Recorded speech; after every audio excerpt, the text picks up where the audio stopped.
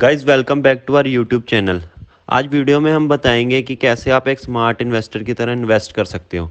तो गाइज सबसे पहले आपको ये करना है कि कुछ गिनी चुनी इंडस्ट्री की इतनी नॉलेज होनी चाहिए जितनी दूसरे एनालिस्ट या फंड मैनेजर को ना हो, क्योंकि अच्छी वेल्थ क्रिएट करने के लिए एक कंपनी भी काफ़ी है। जैसे अगर आप सिर्फ टेक्नोलॉजी सेक्टर में इंटरेस्टेड हो तो आपको बस ये समझना होगा कि ये कंपनी काम कैसे करती है और कंपनी के पास ऐसा कौन सा पावर है जिनसे लोग बार बार उसमें सर्विस लेते हैं, जैसे network effect, economic of sale और प्राइसिंग पावर।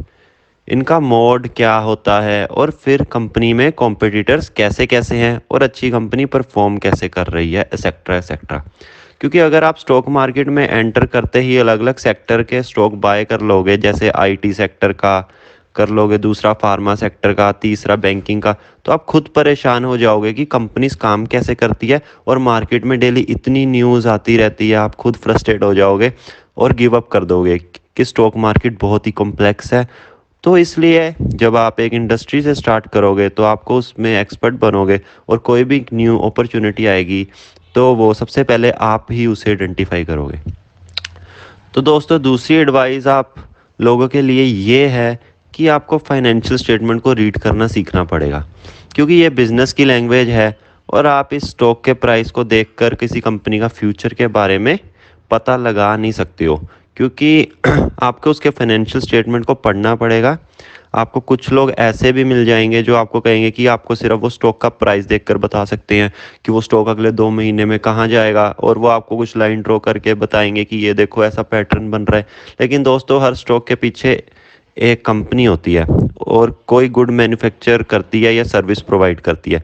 लेकिन अगर कंपनी किसी वजह से फ्यूचर में प्रॉफिट नहीं कमा पा रही तो उसका स्टॉक इस पास्ट में कैसा भी हो, वहाँ कोई भी पैटर्न बन रहा हो, फ्यूचर में वो स्टॉक नीचे आएगा ही।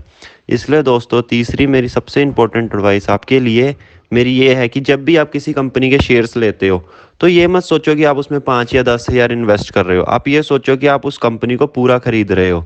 जैसे मान लो आप एक बहुत ही रिच फैमिली से हो और आपको दो कंपनी में से कोई एक कंपनी पूरी तरह खरीदनी है, तो आप इन दो कंपनी में से कौन सी कंपनी चुनोगे? एक है आईआरसीटी और दूसरी है पीडीलाइट।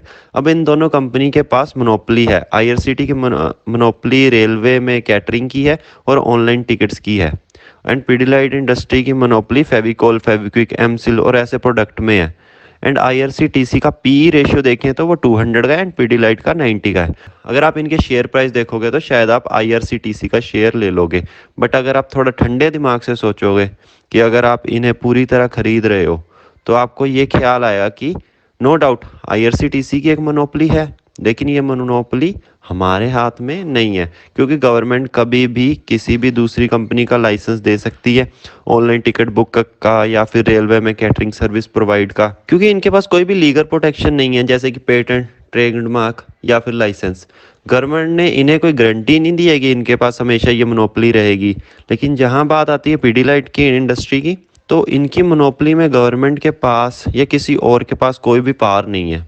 इनकी मोनोपोली पूरे इनके हाथ में है, जो कि इन्होंने खुद अर्न करके ली है, किसी ने इन्हें दिया नहीं है। तो दोस्तों, इससे आपको आंसर खुद ही मिल जाएगा कि आपको कैसी कंपनी में इन्वेस्ट करना चाहिए। इसलिए दोस्तों, अगर आप स्टॉक मार्केट में न्यू हो, ट्रेडर की तरह और स्मॉल इन्वेस्टर की तरह सोच रहे हो, तो ऐसा मत सोचो, हमेशा एक रिच बिजनेसमैन की तरह सोचो, तो आप बड़े आराम से एक अच्छी इन्वेस्टमेंट कर दोगे। तो आज की वीडियो में इतना ही। अब आप लोग हमें बताओ कि कौन सी कंपनी में हमें इन्वेस्ट करना चाहिए इन कमेंट सेक्शन।